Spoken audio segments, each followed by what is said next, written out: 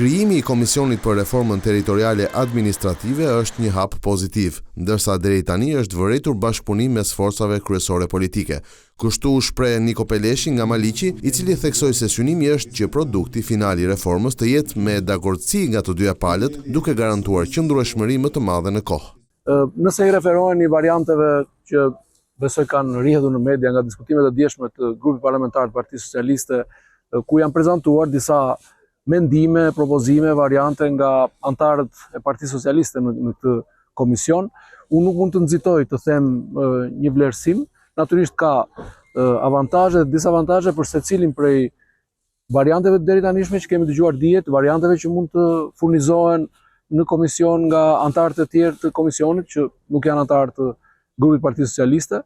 E rëndësishme është që produkti final natyrisht duhet të orientohet nga nevoja për të rritur eficiencën.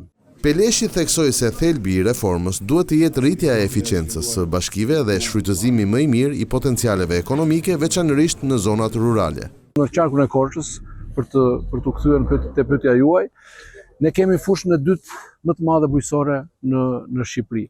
Siç ka qenë formula para 2015-s, me bashki urbane dhe komuna rurale, nuk mund të shfrytëzonim këtë potencial, bëm një hop shumë të madh me bashkitë e ndërthurura urbane rurale dhe kjo duhet patur parasysh, mendoj unë, për gjithë vendin, veçanërisht për qarkun tonë sa i përket zonës bujqësisë, që formula të jetë një formulë që të çliron sa më shumë potenciale dhe mundësi.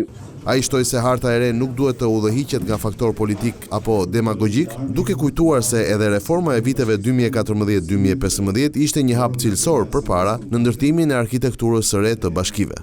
Unë nuk jam dakord që ky faktor ka qenë edhe në reformën e vitit 2014-2015, madje jam dëshmitari i asaj kohe, nuk ka patur një faktor të tillë dhe një formulë politike që ka orientuar reformën, përveç se eficiencën. Besoj që ishte një hap shumë i mirë përpara, një hop cilësor drejt arkitekturës së re të bashkive tona, por siç e thash, ka gjithmonë dinamik, ndaj dhe ka ardhur koha për një reformë të re. Uroj shumë, edhe do të luaj edhe rolin tim që më takon si kryetari i kuvendit për të mundësuar një klim sa më pozitiviste, ndonse jo gjithmonë është e lehtë, është një nga sfidat më të mëdha do të thoja të atij pozicioni, që të kemi një formulë bipartizane. Kjo do të shuante edhe pastaj paragjykimet për një reformë të frymëzuar politikisht. Peleshi mohoi gjithashtu zërat për përçarje brenda partisë, duke i cilësuar ato si thashetheme pa bazë politike.